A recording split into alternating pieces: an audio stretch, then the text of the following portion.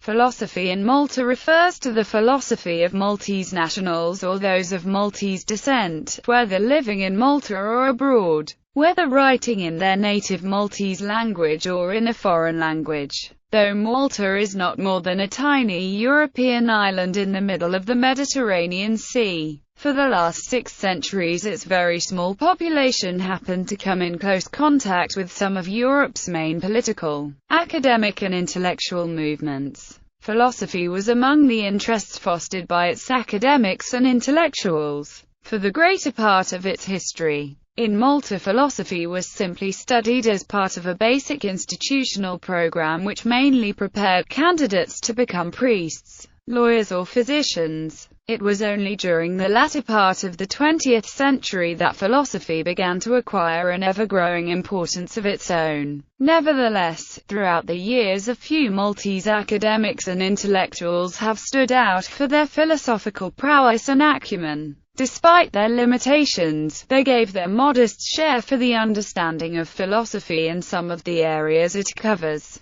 Though, from the mid-16th century onwards, in Malta philosophy was taught at various institutions of higher education. From the latter part of the 18th century onwards, the main academic body which promoted philosophical activity and research was the University of Malta. Today, mainly due to easier access to data sources and to enhanced communication networks, such philosophical inquiries and pursuits are more extensive in prevalence as in content. Short history. Pre-Knights period. Before the advent of the Knights Hospitallers to Malta in the first half of the 16th century, the Maltese Islands were a forlorn place with little, if any, political importance. The few intellectuals who lived here grew within or around the Catholic religious orders that were present. Their cultural ties were mostly with nearby Sicily. Philosophy was mainly studied as a stepping stone to theology. Back then, Sicily was a celebrated and thriving academic, intellectual and cultural center, and all local professionals studied there. At the time, the Renaissance was in full bloom. Though the Counter-Reformation played an important part in every academic and intellectual institution, literature issued by the major Reformation educationalists, including Martin Luther, were available and read extensively.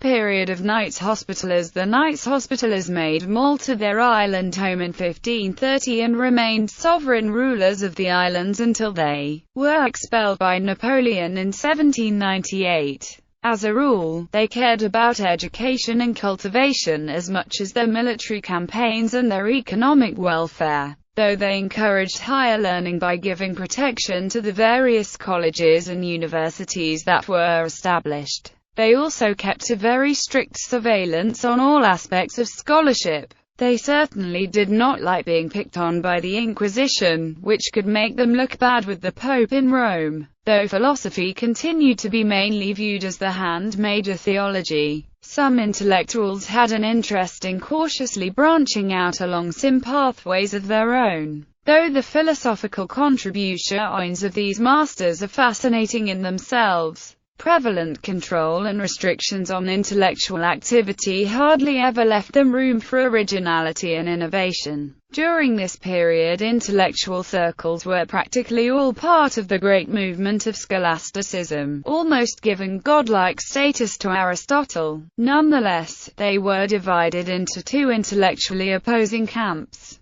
All of these academics and intellectuals produce large numbers of commentaries, either on Aristotle or on their respective mentor. The creativity was largely expressed strictly within the confines of their particular school of thought, and this severely restricted their novelty. During the 18th century, part of the period of the Knights Hospitallers, science and the scientific method began to make headway over the trenches of the scholastics. This line of thought was generally not pursued by ecclesiastics, on whom control was more stern, but by lay professionals, especially doctors. These, however, usually had no sway over students registered with academic institutions, which were still rigorously controlled by members of religious orders. interregnum period towards the end of the period of the Knights Hospitallers in Malta. Ideas which had been explosive through the French Revolution of 1789 began to make way into some intellectual circles susceptible to them. They came to full fruition around 1798, when Napoleon Bonaparte expelled the Knights Hospitallers. However, they were already making the rounds during the decade preceding Napoleon. Of course, these ideas were much influenced by Illuminist philosophies, especially in France. British colonial period. During this period,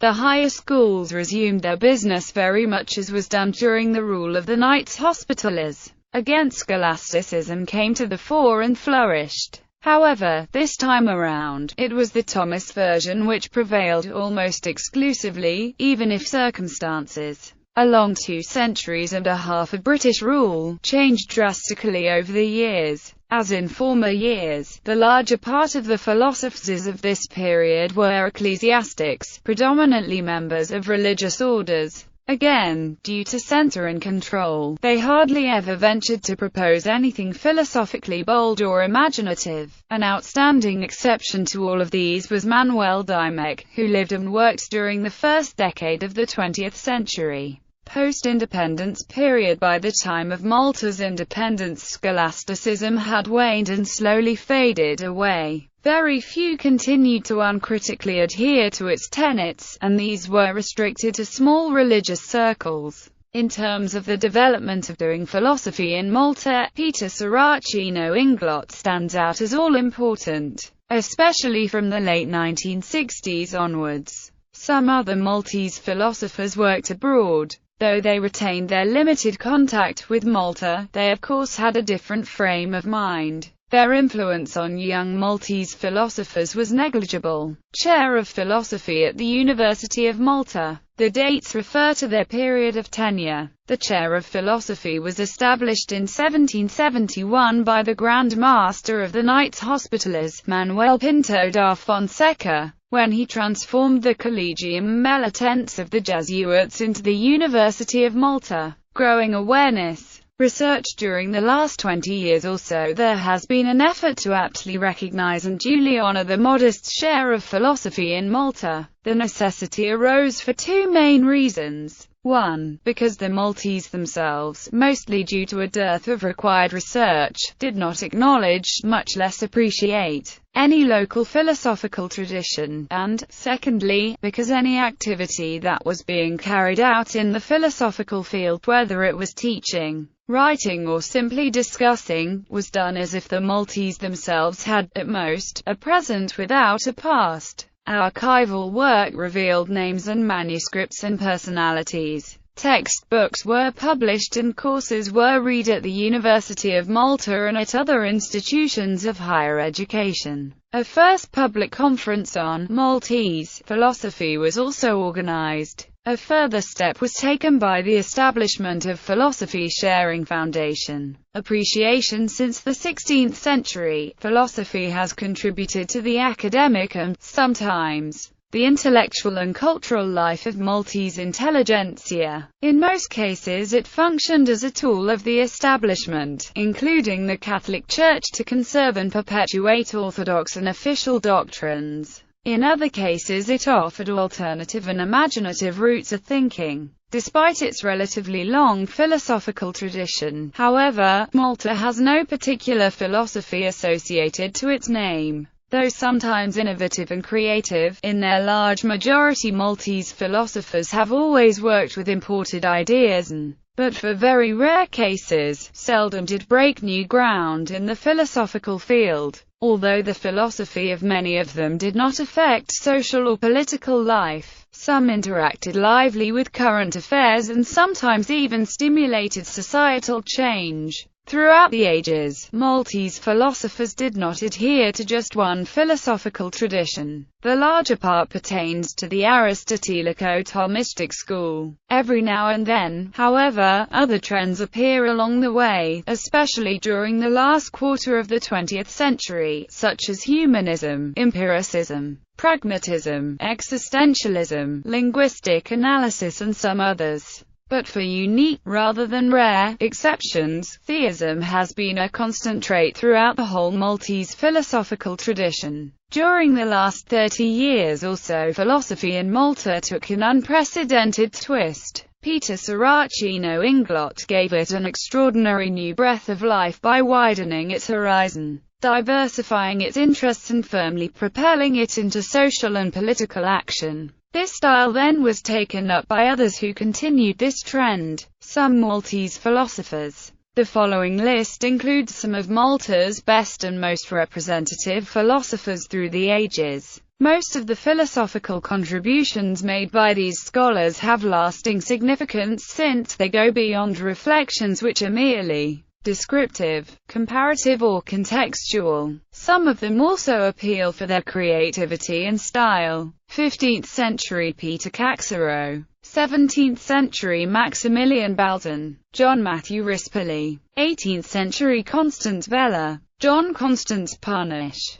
Joseph DeMarco, Xavier Bernard, John Nicholas Muscat, 19th century Michael Anthony Vasili, Jerome Inglot, Nicholas Zammert, 20th century Manuel Dimech, Anastasio Cuschieri, Angelo Perotta, Nazareno Camilleri, John McAuliffe, Edward de Bono, Peter Saracino Inglot, Kenneth Wayne, Joe Frigiera, Oliver Frigiera, Sandra Dingley, Mario Vella, John Peter Portelli, Emmanuel Argius, Anthony Abelard, Michael Zammert, Joseph George Maynor, John Baldacchino,